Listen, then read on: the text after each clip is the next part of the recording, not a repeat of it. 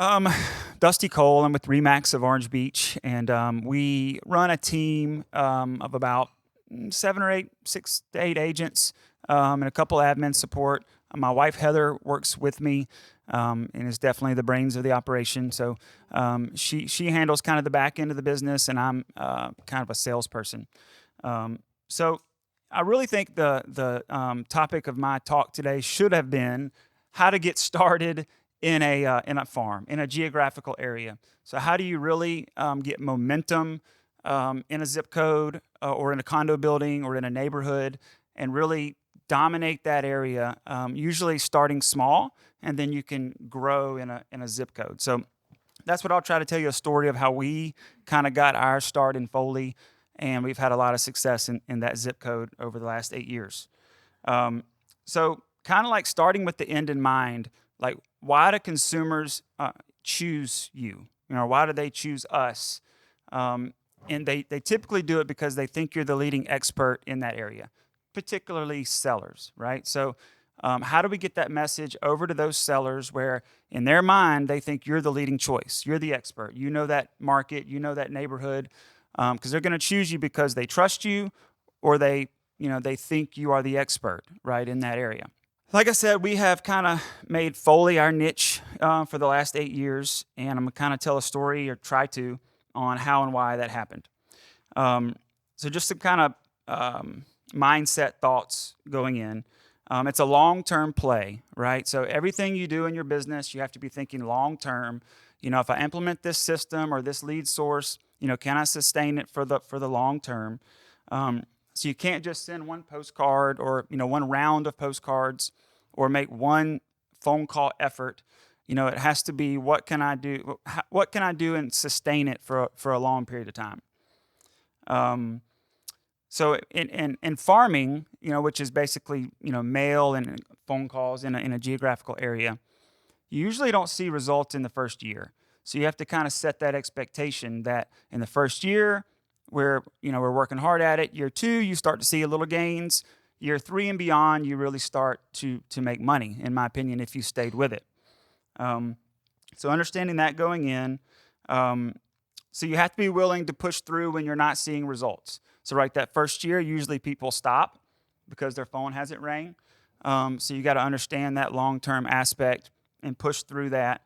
Kind of like going to the gym, right? It sucks in the beginning. You're not seeing any results, but eventually you start to gain momentum and feel good about what you're doing. So we did a lot of things. So we took every opportunity that we could in our business, but we spent money in geographical areas. So if that makes sense. So like we would, go after every opportunity, but we spent money in geographical areas. So we never really were buying a lot of Zillow leads. We did a little pay per click and still do, but we weren't big lead buyers. Never have been.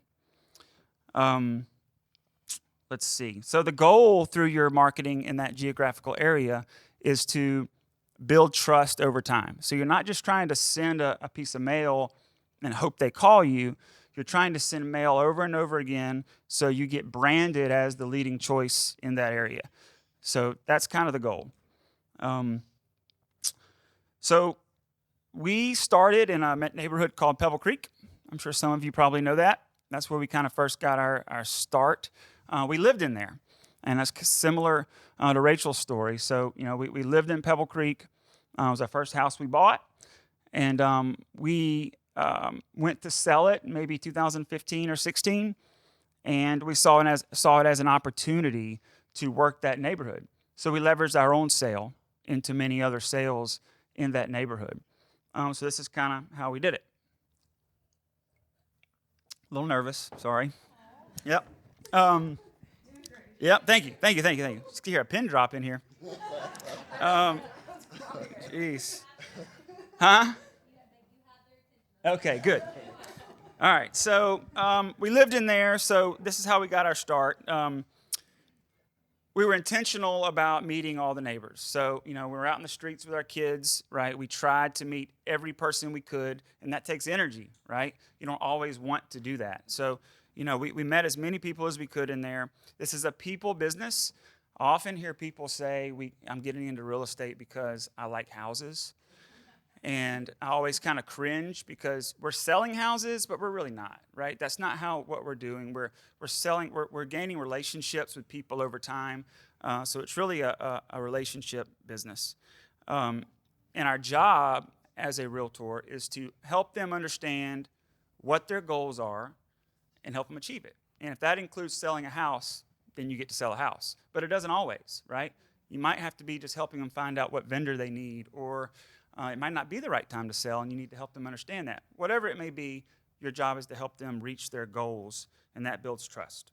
So we listed our own house, and like I said, we saw that as an opportunity, and we went all in. So if you get a listing in your designated farm, and you're not holding it open every weekend, you're making a big mistake. So, we held it open every weekend and saw it as an opportunity to meet all the neighbors. Of course, we were trying to sell the house, just like we always are when we do an open house. But we wanted to meet all the neighbors at the same time. Let's see. We used that as an opportunity. We door knocked. So we started sending postcards in 2016 in that neighborhood, and we still do 8 years later. So really the whole talk could probably be just don't stop, just keep doing it over and over and over and over again. And that's really what we've done. We called the neighborhood, same story. I mean, it's really basics, guys. Just the winner is the one that does it the most for the most consistently over the longest period of time, right? When I was talking to Heather about this talk, I'm like, there's nothing really magical about anything we wrote down. And she was like, well, it's what we did, it's not that hard. Like, all right. So calls, postcards, open houses, door knocking over and over and over. And what happens is your competition falls away eventually because you're more consistent than they are. So you're kind of like the last man standing in that neighborhood.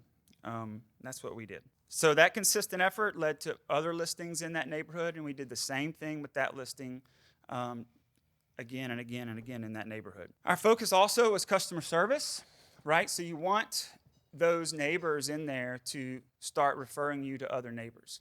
And if that happens to you in a condo building or a neighborhood, then you know you have momentum in that neighborhood. And you need to lean into that momentum. What I see agents do is they actually take a step back. They start to feel comfortable. Oh, I got it going a little bit. No, you got to lean in heavier when you start to see that success. So the key was in there, we also thought we were the best choice. We thought we knew the neighborhood the best. We lived there. I knew all three builders, all the floor plans. We knew the market. We knew why people chose to live there and why they didn't. What were they, if they weren't choosing Pebble Creek, what were they choosing? So all these things, we went into a listing appointment. We really believed we were the best choice, and that came across as confidence, and they hired us. So the more sales you get, the more they think you're the expert. And to date in Pebble Creek, we've sold like 36 homes in there, and there's only 100 in there. So it's our goal to sell every one. So what we did then is we took that same process from Pebble Creek and went to another neighborhood without stopping our progression in Pebble Creek. So it's almost kind of like starting a business, and then you do it again without losing the momentum in the other neighborhood. So then we went to Graham Creek, and then we went to Glen Lakes, and then we went to Parish Lakes, and then Woodmont, and then Riverside Arbor Walk. And we did the same thing over and over and over again. So that. So we kind of followed the sales a little bit. Like we were intentional about what neighborhoods, but if you are representing a buyer in a neighborhood that you want to work, you can kind of follow that opportunity to kind of put your sign in the ground there. So that's kind of what we did too. Is like we got a sale in a neighborhood that we liked, we tried to stay there. So another thing so we were selling a lot of single family homes. People get enamored with the beach here, and I did in the beginning, right? The prices are double. That you don't have to even meet the client sometimes. They live somewhere else. You don't have to go in their living room. It seems easier. But the thing about a single family home is there's a sign in the yard. And if they start seeing all your signs and they're seeing your social media and they're getting your postcards or whatever you're doing, that starts to build a brand. They're seeing your online reviews, build a brand that you are the leading expert in that area. All right, so some key principles. We didn't let price point dictate our business. We were willing to work with anybody. So if you had a $40,000 lot in Stapleton, we were going to go after that business with the same intensity as anybody else.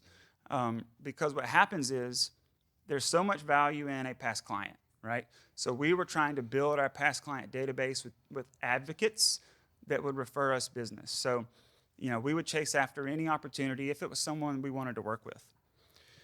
I have a specific story. So we sold a house over by Fish River for about $150,000. It wasn't a very desirable house. It wouldn't qualify for VA or anything like that. It was kind of hard. But we worked hard. She was a widow. And a couple years later, she refers us, a beachfront penthouse for $2 million. And then that client ends up buying a $3 million house in Orange Beach on the water. So that has happened so many times just by doing a good job, no matter the price point. So we leveraged postcards, social media, postcards, and phone calls over and over and over. We worked our asses off. I think we have to say that, right? It didn't really happen without a lot of work. And we had a lot of discipline and consistency over and over again. We used social media to complement what we were doing with phone calls and postcards. It's kind of evolved over time, but the intent was always to bring value, to connect with people, and to let them in also. So you have to use social media also to let people get to know you a little bit. You have to get a little bit vulnerable sometimes. My wife does a really good job of that. So we also started leveraging every sale. So a transaction or a listing is a big asset, right? Just like a past client. So everybody now does the closing pictures, right? Sold, title company. But 8 years ago, they didn't, believe it or not. That was kind of a new idea. And we were kind of the first ones to kind of do that and then kind of make it about the client, tell the client story. How did we help the client? Some things like that. So now we're very focused on quality of the content. So when you're putting content out, whether you're marketing your listing or content for yourself, you're being interviewed by potential sellers on everything that you put out. So if you're not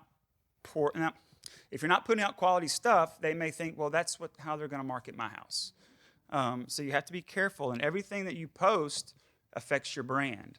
So because when you walk into a listing opportunity, you might be supported by a good team, supported by a good brokerage that helps you get that listing, but really they're hiring you, right? And if you're not projecting a good brand on social media, it's going to hurt your ability to get that listing.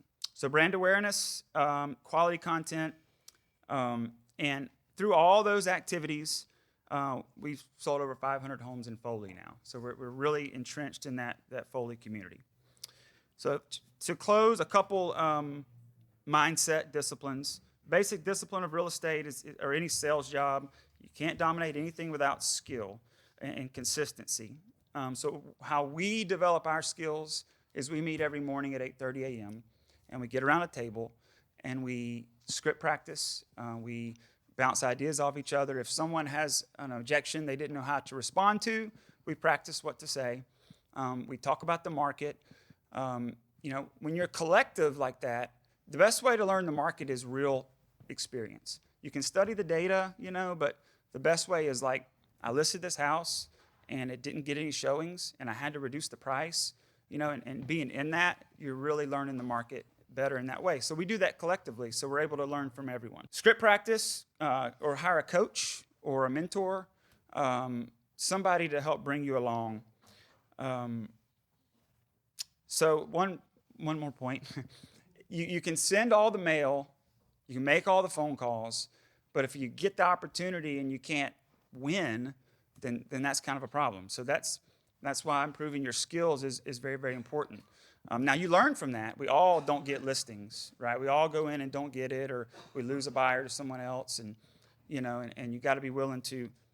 The best salespeople bounce back really quick from that stuff. By the way, I see people drown in it, for a couple weeks, where if you just get right back at it, you're better off.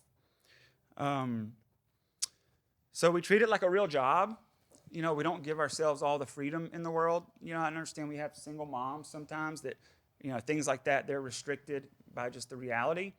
But, the way I kind of see it is Yesterday, I got in my truck.